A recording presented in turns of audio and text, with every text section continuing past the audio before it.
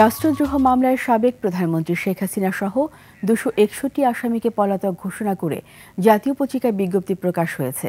তাদের নাম উল্লেখ করে শুক্রবার দেশের দুটি প্রথম সারির দৈনিকে এই বিজ্ঞপ্তি প্রকাশ করেছে পুলিশের অপরাধ তদন্ত বিভাগ সিআইডি। এর আগে গত মঙ্গলবার হাসিনা সহ আসামিদের পলাতক ঘোষণা করে বিজ্ঞপ্তি প্রকাশের নির্দেশ দেয় আদালত। আরও জানাচ্ছেন মেহেদী হাসান।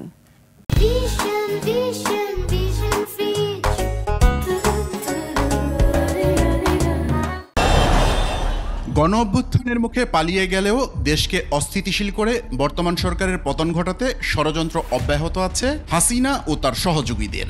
তারই অংশ হিসেবে গত বছর ১৯ ডিসেম্বর কথিত জয় বাংলা ব্রিগেডের জুম মিটিংয়ে দেশ বিদেশের সহযোগীদের নিয়ে অংশ নিয়েছিলেন হাসিনা। এ সময় তিনি নেতাকর্মীদের উদ্দেশ্যে দেশবিরোধী বক্তব্য দেন।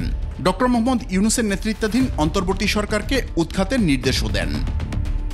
এরপর গত ২৭ মার্চ শেখ হাসিনা সহ ৭৩ জনের বিরুদ্ধে রাষ্ট্রদ্রোহের অভিযোগে মামলা করেন সিআইডির সহকারী পুলিশ সুপার এনামুল হক। তদন্ত শেষে গত ৩০ জুলাই হাসিনা সহ ২৮৬ জনকে আসামি করে অভিযোগপত্র দাখিল করা হয়। আর গত ১৪ আগস্ট অভিযোগপত্র গ্রহণ করে আসামিদের বিরুদ্ধে গ্রেপ্তারি পরোয়ানা জারি হয়। গত ১১ সেপ্টেম্বর তাদের দেশ ত্যাগেও নিষেধাজ্ঞা দেওয়া হয়।